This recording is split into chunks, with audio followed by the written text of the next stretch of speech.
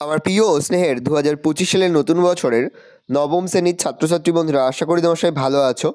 আজ আমরা যে বিষয়টি নিয়ে আলোচনা করব, নবম শ্রেণীর ফার্স্ট সামেটিভ অর্থাৎ প্রথম পর্যায়ক্রমিক মূল্যায়নের ইতিহাসের সিলেবাস, প্রশ্নকার এবং নমুনা প্রশ্নপত্র নিয়ে। প্রথম পর্যায়ক্রমিক মূল্যায়ন অর্থাৎ ফার্স্ট সামেটিভে তোমাদের থাকবে প্রথম এবং দ্বিতীয় অধ্যায়। এবার তোমরা কোশ্চেন প্যাটার্নটা দেখে নাও। ফুল মার্কস তোমাদের থাকবে 40, আর সময় তোমাদের থাকবে 1 ঘন্টা 30 মিনিট। একে দাগে রয়েছে সঠিক উত্তর নির্বাচন করে লেখো যে কোনো 6টি, প্রতিটি প্রশ্নে মান 1 করে 1 × 6 = 6। বিপ্লবের আগে ফ্রান্সের রাজা ছিলেন 14 লুই, 15 লুই, 16 লুই, 18 লুই। উত্তরে 16 লুই। ফ্রান্সের সম্পত্তি করের নাম কি? গ্যাবেল, টাইলে, টাইদ, মেতায়ের। উত্তরে টাইলে। ফ্রান্সকে ভ্রান্ত অর্থনৈতিক জাদুঘর বলে মন্তব্য করেছিলেন ভলতেয়ার, নেকার, 16 লুই, অ্যাডাম স্মিথ। বাস্তিল দুর্গের পতন হয়েছিল 14 জুলাই 1789, 20 জুন 1789, 5 মে 1789, 26 জুলাই 1794। উত্তরে 14 জুলাই 1789। ফরাসি চার্জ আদায় করত গ্যাবেল, টেইলি, করভি, টাইদ। উত্তরে টাইদ। প্রশ্ন, ফরাসি বিপ্লবের জনক বলা হয় 16 লুই, রুশোকে, ভলতেয়ারকে না নেপোলিয়নকে? উত্তরে রুশোকে।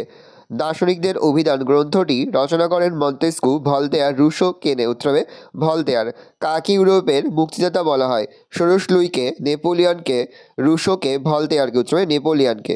কোড নেপোলিয়নে কতগুলি বিধি ছিল? 2277, 2287, 2728, 2278। উত্তরে 2287টি। বার্লিন ডিক্রি জারি হয়েছিল 1800 খ্রিস্টাব্দে, 1806 খ্রিস্টাব্দে, 1810 খ্রিস্টাব্দে, 1814 খ্রিস্টাব্দে, 1806 খ্রিস্টাব্দে। পোড়ামাটির নীতি অনুসরণ করেছিল ইংরেজরা, পর্তুগিজরা, ফরাসিরা না রুশরা? উত্তরে রুশরা। প্রশ্ন, নেপোলিয়ন প্রথমে নির্বাসিত হন সেন্ট হেলেনা দ্বীপে, এলবা দ্বীপে, কার্সিকা দ্বীপে, আইবেরীয় দ্বীপে? উত্তরে এলবা দ্বীপে। পরবর্তী 2 দাগে রয়েছে নিচের প্রশ্নগুলির অতি সংক্ষিপ্ত উত্তর দাও যে কোনো 6টি, প্রতিটি প্রশ্নে মান 1 করে 1 × 6 = 6। গ্যাবেল কি? ফ্রান্সের লবণ করকে গ্যাবেল বলা হয়। কত খ্রিস্টাব্দে ফরাসি বিপ্লব ঘটে? 1789 খ্রিস্টাব্দে। আমিরাস চুক্তিটি কার? ফরাসি সম্রাট 14 লুই। কে গিলোটিন যন্ত্র আবিষ্কার করে? Doctor Joseph Ignace Guillotine. The Persian লেটার্সের রচয়িতাকে? মন্তেস্কু। ফ্রান্সের প্রথম কনসাল কে ছিলেন? Napoleon Bonaparte. কবে কাদের মধ্যে পিরামিডের যুদ্ধ হয়? উত্তর লিখবে 1798 খ্রিস্টাব্দে ফ্রান্স ও ইংল্যান্ডের মধ্যে পিরামিডের যুদ্ধ হয়। কবে কোড নেপোলিয়ন প্রচলিত হয়? 1804 খ্রিস্টাব্দে। ট্রাফালগারের নৌযুদ্ধে ইংরেজ সেনাপতি কে ছিলেন? নেলসন। 2 দাগে রয়েছে 3টি বাক্যে নিচের প্রশ্নগুলির উত্তর দাও যে কোনো 4টি, প্রতিটি প্রশ্নের মান 2 করে 2 × 4 = 8। ফ্রান্সকে কে কেন ভ্রান্ত অর্থনৈতিক জাদুঘর বলেছেন? ব্রিটিশ অর্থনীতিবিদ অ্যাডাম স্মিথ ফরাসি বিপ্লব পূর্ববর্তী ফ্রান্সকে ভ্রান্ত অর্থনৈতিক জাদুঘর বলেছেন। এই কথা বলেছেন কারণ ফ্রান্সের কর ব্যবস্থা ছিল বৈষম্যমূলক।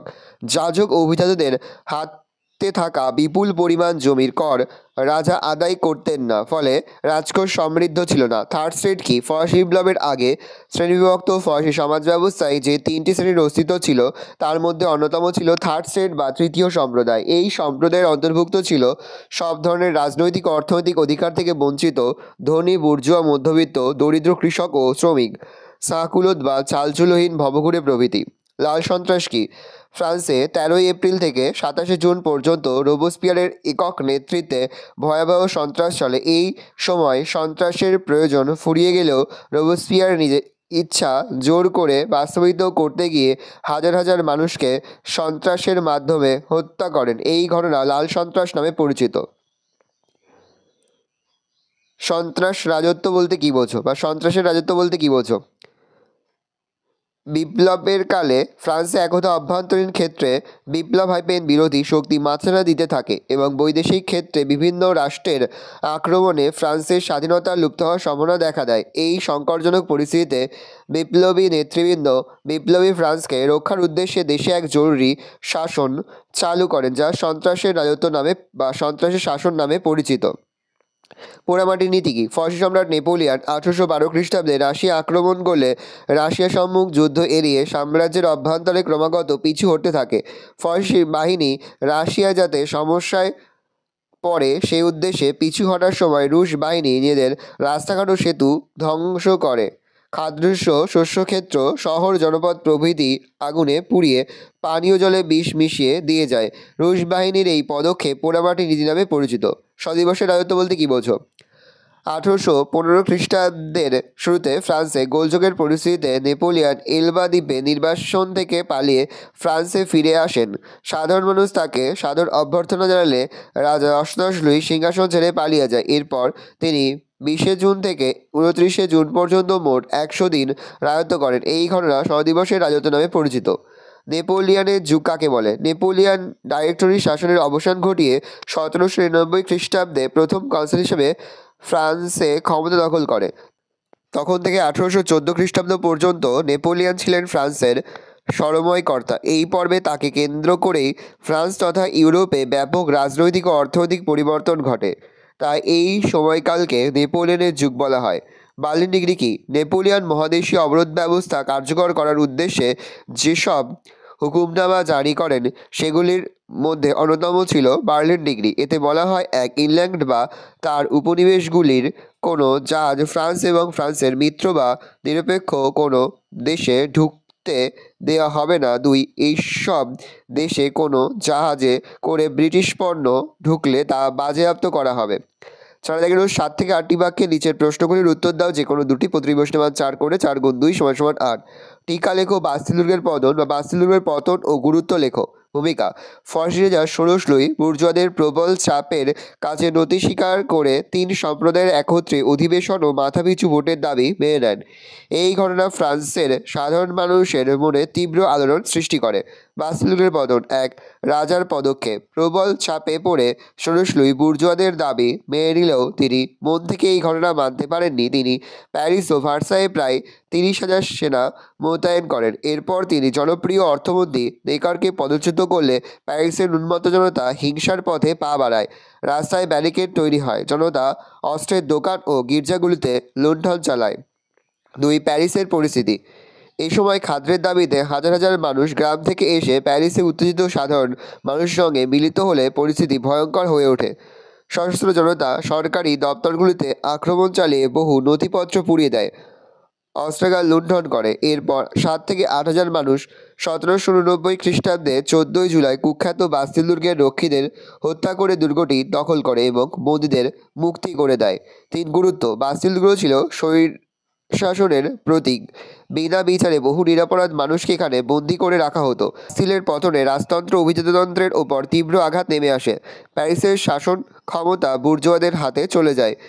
প্যারি কমিউন গঠন করে তারা প্যারিসের শাসন চালাতে থাকে। উপসংহার: ফ্রান্সের চরম স্বৈরতন্ত্রের প্রতীক বাস্তিল দুর্গের পতন একটা যুগের পতন ঘটায়। ঐতিহাসিক উডউইন বলেছেন, বাস্তিলের পতনের ঘটনা সমগ্র বিশ্বে স্বাধীনতার উন্মেষকাল হিসাবে চিহ্নিত। পরের প্রশ্ন: ফরাসি বিপ্লবের নারীদের ভূমিকা বিশ্লেষণ করো। 1790 খ্রিস্টাব্দের মাঝামাঝি রাজা ষোড়শ লুই স্টেটস জেনারেলের অধিবেশন ডাকলে বুর্জোয়ারা সেখানে 3 সম্প্রদায়ের একত্রে অধিবেশন বসায় এবং সদস্যদের মাথাপিছু ভোটের দাবি জানায়। বিপদগ্রস্ত রাজা বাধ্য হয়ে তা মেনে নিলেও খুব শীঘ্রই মূল্যবৃদ্ধি, খাদ্যাভাব প্রভৃতি ঘটনাকে কেন্দ্র করে তৃতীয় শ্রেণীর লোকেরা বিপ্লবে ঝাঁপিয়ে পড়ে। ফরাসি বিপ্লবে নারীদের অংশগ্রহণ: তৃতীয় শ্রেণীর অন্যতম দরিদ্র নারীরা ফরাসি বিপ্লবে ব্যাপকভাবে অংশ নেয়। 2. 1-2 পয়েন্ট করে খাদ্যাভাব: 1790 খ্রিস্টাব্দে দ্বিতীয় ভাগে ফ্রান্সের গ্রামাঞ্চলে খাদ্যাভাব চরম আকার ধারণ করে। খাদ্যের দাবিতে প্যারিসে দাঙ্গা হাইপের হাঙ্গামা শুরু হয়। এই পরিস্থিতিতে খাদ্যের দাবিতে প্রায় 6,000 মহিলা 5ই অক্টোবর প্রবল বৃষ্টিপাত উপেক্ষা করে মিছিল করে ভার্সাই রাজপ্রাসাদ অভিযান করে। রুটি চাই ধরিতে মিছিল মুখরিত হয়। লাফায়েতের নেতৃত্বে জাতীয় রক্ষী বাহিনীর 20,000 সদস্য এই মিছিল অনুসরণ করে এগোতে থাকে। 2. রাজতন্ত্রের সব যাত্রা: আন্দোলনকারী নারীরা 6ই অক্টোবর রাজপ্রাসাদের রক্ষীদের হত্যা করে এবং সমগ্র রাজপরিবারকে বন্দী করে প্যারিসে আসতে বাধ্য করে। ঐতিহাসিক রাইকার এই ঘটনাকে রাজতন্ত্রের শবযাত্রা বলে অভিহিত করেছেন। উপসংহার: ফরাসি বিপ্লবে সে দেশের নারীরা তাদের সক্রিয়তার প্রমাণ দেয়, এই বিষয়ে কোনো সন্দেহ নেই। পরে যে লাইনটা রয়েছে সেটা লেখার দরকার, প্রিন্টিং মিস্টেক হয়ে গেছে। পরের প্রশ্ন লিখবে, কোড নেপোলিয়ন সম্পর্কে কী জানো? নেপোলিয়নের সর্বাপেক্ষা গৌরবময় কীর্তি হল কোড নেপোলিয়ন প্রবর্তন। পয়েন্ট করবে কোড নেপোলিয়ন। 1. আইনসমূহ রচনা: নেপোলিয়নের উদ্যোগে গঠিত কমিশন 1804 খ্রিস্টাব্দে ফ্রান্সের জন্য নতুন আইনসমূহ রচনা করেন। এটি কোড নেপোলিয়ন বা নেপোলিয়নের আইন সংহিতা নামে পরিচিত। 2 আইনসমূহের শ্রেণীবিভাগ। কোড নেপোলিয়নের মোট 2287টি আইন ছিল। এই আইনগুলি মূলত 3 ভাগে বিভক্ত ছিল, যথা 1 দেওয়ানি আইন, 2 ফৌজদারি আইন, 3 বাণিজ্যিক আইন। বৈশিষ্ট্য: কোড নেপোলিয়নের দ্বারা 1 আইনের চোখে দেশের সকল নাগরিকের মধ্যে সাম্য প্রতিষ্ঠা করা হয়। 2 সামন্ততান্ত্রিক অসাম্যের বিলোপ ঘটানো হয়। 3 যোগ্যতার ভিত্তিতে সরকারি চাকরিতে নিয়োগের ব্যবস্থা করা হয়। 4 ব্যক্তি স্বাধীনতার স্বীকৃতি দেওয়া হয়। 5 সম্পত্তির অধিকারকে স্বীকৃতি দেওয়া হয়। 6 ধর্মীয় সহনশীলতার নীতি গ্রহণ করা হয়। 4 ত্রুটি। নেপোলিয়ন বা কোড নেপোলিয়নের বিভিন্ন ত্রুটি ছিল, যেমন 1 এতে সমাজে নারীরা মর্যাদা হ্রাস হয় বা এতে সমাজে নারীর মর্যাদা হ্রাস হয় বা হ্রাস করা হয়। 2 স্ত্রীর ওপর স্বামীর কর্তৃত্ব প্রতিষ্ঠিত হয়। 3 পারিবারিক সম্পত্তির অধিকার থেকে নারীকে বঞ্চিত করা হয়। 4 শ্রমিক শ্রেণী তাদের অধিকার থেকে বঞ্চিত হয়। উপসংহার: কোড নেপোলিয়ন প্রবর্তনের মাধ্যমে নেপোলিয়ন ফ্রান্সের বিপ্লবপ্রসূত ভাবধারাগুলিকে আইনি স্বীকৃতি দেয়। অবশ্যই এই আইন সংহিতার কিছু ত্রুটি বিচ্যুতি থেকে গিয়েছিল। ট্রাফালগারের নৌযুদ্ধের গুরুত্ব উল্লেখ করো। ভূমিকা: 1805 খ্রিস্টাব্দে ইংল্যান্ড ও ফ্রান্সের মধ্যে ট্রাফালগারের নৌযুদ্ধ সংঘটিত হয়। এই যুদ্ধে ইংরেজ নৌসেনাপতি নেলসন ফরাসি নৌসেনাপতি ভিডেলুপকে শোচনীয়ভাবে পরাজিত করেন। ট্রাফালগারের যুদ্ধের গুরুত্ব: ট্রাফালগারের যুদ্ধের বিভিন্ন গুরুত্ব ছিল, যেমন 1 ব্রিটিশ নৌবহরের শ্রেষ্ঠত্ব। ট্রাফালগারের নৌযুদ্ধ ব্রিটিশ নৌবাহিনী ফ্রান্স ও স্পেনে যৌথ নৌবহর ধ্বংস করে। এই যুদ্ধে প্রমাণিত হয় যে ফ্রান্সের তুলনায় ব্রিটিশ নৌবাহিনী অনেক শক্তিশালী। নেপোলিয়নের স্বপ্নভঙ্গ: সাম্রাজ্যবাদী নেপোলিয়ন সুবিশাল ফরাসি সাম্রাজ্য গড়ে তোলার যে স্বপ্ন দেখেছিলেন তা এই যুদ্ধের পরাজয়ের ফলে ভেঙে যায়। ইংল্যান্ডকে পদানত করার বিষয়ে তার স্বপ্নও অসম্পূর্ণ থেকে যায়। 3 ফরাসি নৌবহর ধ্বংস: ট্রাফালগারের নৌযুদ্ধে ফরাসি নৌবহর সম্পূর্ণ ধ্বংস হওয়ার ভবিষ্যতে ফ্রান্সের পক্ষে ইংল্যান্ডকে প্রতিহত করার সম্ভাবনা বিনষ্ট হয়, তার মর্যাদা নষ্ট। ট্রাফালগারের যুদ্ধে ফ্রান্সের পরাজয়ের ফলে ইউরোপে নেপোলিয়নের মর্যাদা যথেষ্ট পরিমাণে নষ্ট হয়। ইতিপূর্বে ইউরোপে যে অপরাজেয় নেপোলিয়নের ধারণা গড়ে উঠেছিল তা নিমিষে ভেঙে চুরমার হয়ে যায়। 5 থেকে যে কোনো একটি প্রশ্ন দেওয়া, প্রশ্নের মান 8। ফরাসি বিপ্লবে দার্শনিকদের অবদান আলোচনা করো। ভূমিকা: ঐতিহাসিক টেইন, রোস্তান, সেতোব্রিয়া, মাদেলা, জোরেস, মাতিয়ে প্রমুখ মনে করেন যে 1789 খ্রিস্টাব্দে সংঘটিত ফরাসি বিপ্লবের পশ্চাতে দার্শনিকদের গুরুত্বপূর্ণ ভূমিকা ছিল। ফরাসি দার্শনিকগণ তাদের লেখনীর দ্বারা রাষ্ট্র ব্যবস্থার ত্রুটিপূর্ণ দিকগুলি দেশের সাধারণ মানুষের সামনে তুলে ধরেন। ফলে ফ্রান্সে শোষিত ও অবহেলিত মানুষের মনে বিপ্লবের বীজ রোপিত হয়। পরের প্রশ্ন: ফরাসি বিপ্লবে দার্শনিকদের ভূমিকা বা অবদান আলোচনা করো। ফ্রান্সের জনগণের মনে বিপ্লবের বীজ রোপণে Montesquieu, Voltaire, Rousseau, Denis Diderot, d'Alembert প্রমুখ দার্শনিক এবং ফিজিওক্র্যাটস নামে দার্শনিক গোষ্ঠীর ভূমিকা বা গোষ্ঠীর উল্লেখযোগ্য ভূমিকা ছিল। 1 মন্তেস্কু: ফরাসি দার্শনিক মন্তেস্কু ছিলেন দেশের বঞ্চিত শ্রেণীর প্রাণপুরুষ। মন্তেস্কু তার দ্য স্পিরিট অব লজ বা আইনের মর্ম নামক গ্রন্থে সম্রাটের স্বৈরাচারী শাসন ও স্বর্গীয় অধিকার তত্ত্বের তীব্র সমালোচনা করেন। দ্য পার্সিয়ান লেটার্স বা পার্সিয়ার পত্রাবলী নামে অপর একটি গ্রন্থে নিয়মতান্ত্রিক রাজতন্ত্রের সমর্থক মন্তেস্কু ফ্রান্সের পুরাতন্ত্র, অভিজাততন্ত্র ও স্বৈরাচারী রাজতন্ত্রের কঠোর সমালোচনা করেন। ক্ষমতা সন্নিধিকরণ নীতির সমর্থক মন্তেস্কু মানুষের ব্যক্তি স্বাধীনতা রক্ষার উদ্দেশ্যে দেশের আইন বিভাগ, শাসন বিভাগ ও বিচার বিভাগকে পৃথক করার দাবি জানান। 2 ভলতেয়ার: ভলতেয়ার ছিলেন ফ্রান্সের অন্যতম দার্শনিক, সাহিত্যিক ও চিন্তাবিদ। তিনি ফ্রান্সের স্বৈরাচারী রাজতন্ত্রের তীব্র নিন্দা করেন। তিনি তীক্ষ্ণ ব্যঙ্গাত্মক রচনার মাধ্যমে ফরাসি গির্জার দুর্নীতি ও কুসংস্কার, অন্ধবিশ্বাস ও অত্যাচারকে আক্রমণ করেন। তিনি ক্যাথলিক গির্জাকে বিশেষ অধিকারপ্রাপ্ত উৎপাত বলে অভিহিত করেন। তার 2টি উল্লেখযোগ্য গ্রন্থ কাদিত ও দার্শনিকদের অভিধান। রুশো: অষ্টাদশ শতকে ফ্রান্সের সর্বাপেক্ষা উল্লেখযোগ্য ও জনপ্রিয় দার্শনিক ছিলেন জিয়াঁ জ্যাকো রুশো। তিনি তার সর্বাপেক্ষা উল্লেখযোগ্য গ্রন্থ সামাজিক চুক্তিতে রাজার ঐশ্বরিক ক্ষমতা যুক্তি সহকারে খণ্ড করেন। তিনি বলেছেন যে রাষ্ট্রের সার্বভৌম শক্তির উৎস হল জনগণ, কেননা জনগণের ইচ্ছা অনুসারেই একদিন চুক্তির দ্বারা রাজা শাসন ক্ষমতা লাভ করেছিল, তাই রাজাকে যে কোনো সময় ক্ষমতাচ্যুত করার অধিকার জনগণের আছে। তিনি তার অসাম্যের সূত্রপাত গ্রন্থে বলেন যে মানুষ স্বাধীন হয়ে এবং তার সমান অধিকার নিয়ে জন্মায়, কিন্তু বৈষম্যমূলক সমাজ ব্যবস্থাকে দরিদ্র ও পরাধীন করে। 4. ডেনিস দিদিরো ও ডি এলেমবার্ট। ডেনিস দিদিরো ডি এলেমবার্ট প্রমুখ দার্শনিক রাষ্ট্র ও গির্জার অন্যায়ের কঠোর সমালোচনা করেন। তারা অসীম পরিশ্রম করে 17 খণ্ডে বিশ্বকোষ রচনা করেন। এতে বিভিন্ন দার্শনিকদের রচনা রাজনৈতিক, সামাজিক, অর্থনৈতিক, ঐতিহাসিক প্রভৃতি বিষয় স্থান পায়। ফিজিওক্র্যাটস গোষ্ঠী। অষ্টাদশ শতকে ফ্রান্সে ফিজিওক্র্যাটস নামে একটি অর্থনীতিবিদ গোষ্ঠী ফ্রান্সের বাণিজ্য, শুল্ক নীতি ও নিয়ন্ত্রণ প্রথা তীব্র সমালোচনা করে এবং অবাধ বাণিজ্য নীতি ও বেসরকারি শিল্প স্থাপনের দাবি জানায়। এই মতবাদের অন্যতম সমর্থক ছিলেন কেনে। প্যাচেঞ্জকলিঙ্গ মূল্যায়ন।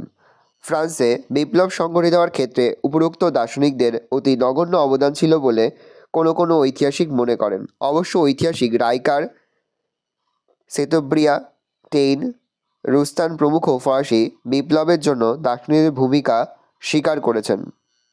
পরের প্রশ্ন, 1789 সালে ফরাসি বিপ্লবের জন্য রাজনৈতিক, অর্থনৈতিক এবং সামাজিক কারণগুলি আলোচনা করো। ভূমিকা।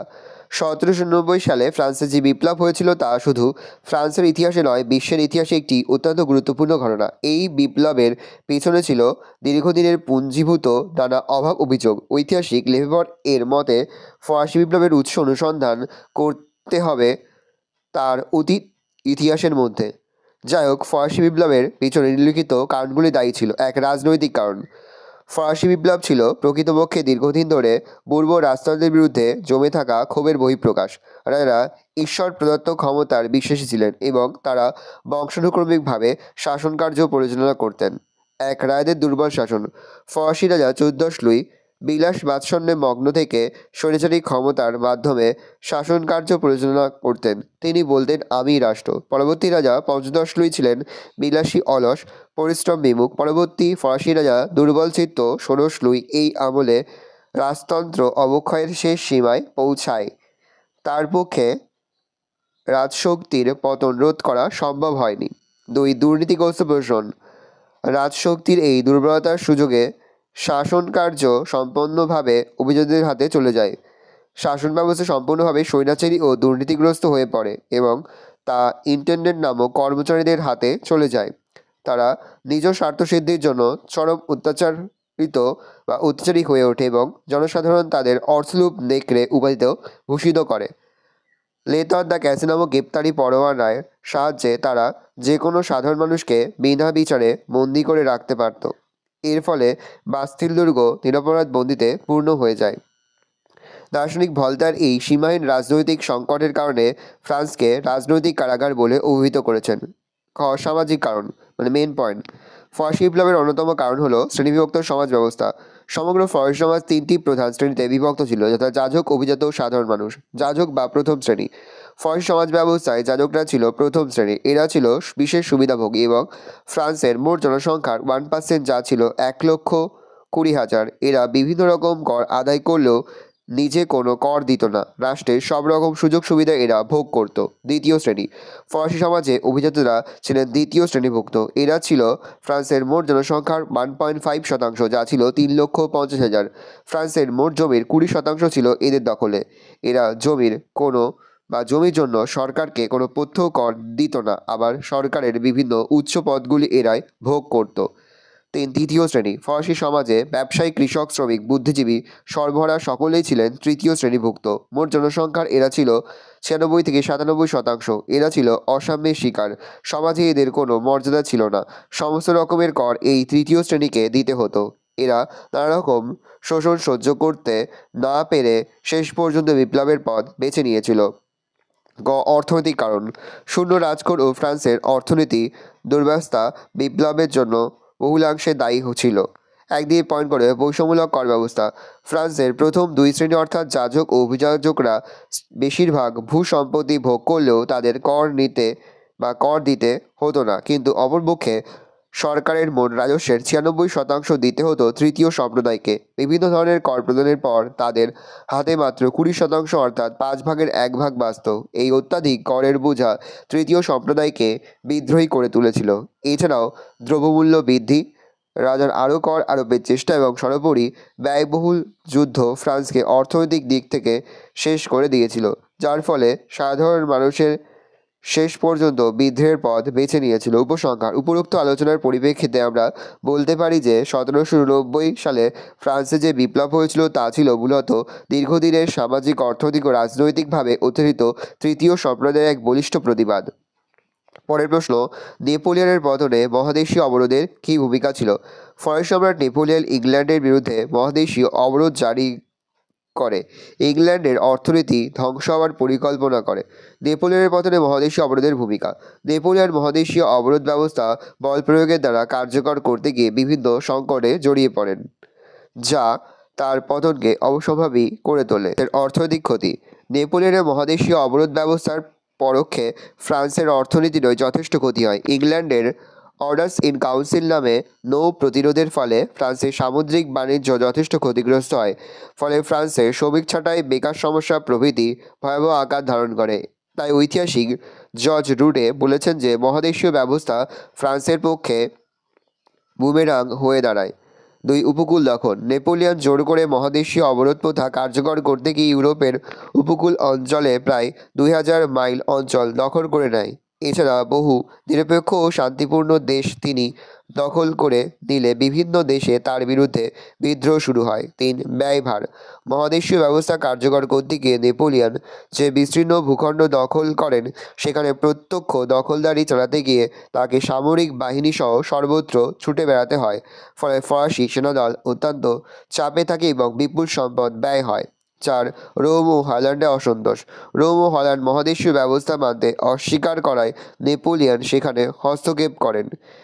তিনি রোমের শাসক পোপকে সিংহাসনচ্যুত করে তাকে বন্দী করলে খ্রিস্টান ক্যাথলিক জগৎ প্রচণ্ড ক্ষুব্ধ হয়। 2. হল্যান্ডের শাসক লুইকে সিংহাসনচ্যুত করে হল্যান্ড দখল করেন। 5. উপদ্বীপের যুদ্ধে বিপর্যয়: পর্তুগাল মহাদেশীয় ব্যবস্থা মানতে অস্বীকার করায় নেপোলিয়ন স্পেনে অনুমতি না নিয়ে স্পেনের ওপর দিয়ে পর্তুগালে সেনা পাঠিয়ে সেখানে মহাদেশীয় ব্যবস্থা কার্যকর করেন। 2. পর্তুগাল থেকে ফেরার পথে তিনি স্পেন দখল করে সেখানকার সিংহাসনে নিজের ভাই জোসেফকে বসান। এর ফলে স্পেন ও পর্তুগাল নেপোলিয়নের বিরুদ্ধে যুদ্ধ শুরু করে এবং যা উপদ্বীপের যুদ্ধ নামে পরিচিত। এই যুদ্ধে ইংল্যান্ডও স্পেনের পক্ষে যোগ দিলে ফ্রান্সের পরাজয় ঘটে। 6. রাশিয়ার বিপর্যয়: রাশিয়া মহাদেশীয় ব্যবস্থা মানতে অস্বীকার করায় নেপোলিয়ন রাশিয়া আক্রমণ করেন, কিন্তু রাশিয়ার তার গ্রাত আর্মি চূড়ান্তভাবে পরাজিত হয় এবং তার বেশিরভাগ সৈন্য মারা যায়। মূল্যায়ন: ইংল্যান্ডের অর্থনৈতিক শক্তি ধ্বংস করতে গিয়ে নেপোলিয়ন চৌদিকে অসংখ্য শত্রু তৈরি করে ফেলেন এবং শেষ পর্যন্ত শত্রুদের কাটার জালে তিনি নিজেই আটকে পড়েন। তাই বলা যায় যে নেপোলিয়নের পতনের অন্যতম কারণ ছিল মহাদেশীয় অবরোধ ব্যবস্থা। ঐতিহাসিক লজ বলেছেন যে মহাদেশীয় ব্যবস্থা ছিল একজন রাজনীতিবিদ হিসাবে নেপোলিয়নের অযোগ্যতার সবচেয়ে বড় প্রমাণ। ভালো করে দেখে নাও, এই রয়েছে টোটাল তোমাদের ফার্স্ট সামারি অর্থাৎ প্রথম পর্যায়ক্রমিক মূল্যায়নের নবম শ্রেণীর ইতিহাসের কোশ্চেন পেপার। ভালো কোশ্চেনটা দেখে নাও। এই ধরনের কোশ্চেন প্যাটার্নেই কিন্তু প্রতিটি স্কুলে তোমাদের কিন্তু ফার্স্ট সামারি অর্থাৎ প্রথম পর্যায়ক্রমিক মূল্যায়নের প্রশ্নপত্র হবে, সেহেতু ভালো করে তোমরা কোশ্চেন পেপারটা দেখে নাও। আজ আমরা যে প্রশ্ন উত্তরগুলি নিয়ে আলোচনা করলাম, প্রতিটি প্রশ্ন উত্তর কিন্তু এই বছরের পরীক্ষার জন্য খুবই গুরুত্বপূর্ণ, সেহেতু প্রতিটি প্রশ্ন উত্তরই তোমাদের খাতে লিখে তোমরা কিন্তু মুখস্থ করে ফেলবে।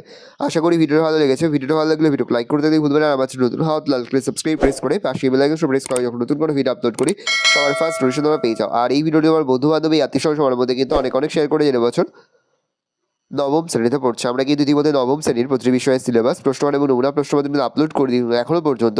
সেই ভিডিওগুলো না দেখে থাকো, ভিডিওগুলো কিন্তু তাড়াতাড়ি দেখে নাও। একেবারে ভিডিও শেষে স্ক্রিনে তোমরা একটা প্লেলিস্ট দেখতে পারবে, তারপরে ক্লিক করলেই সমস্ত ভিডিওগুলো কিন্তু তোমরা পর দেখে নিতে পারবে। কোনো প্রশ্নের উত্তর লিখতে বা বুঝতে যদি কোনো রকম অসুবিধা হয় তাহলে কিন্তু নির্দ্বিধায় কমেন্ট সেকশনে কমেন্ট করে জানাতে একদমই ভুলবে না। ভালো করে দেখে নাও কোশ্চেন পেপারটা।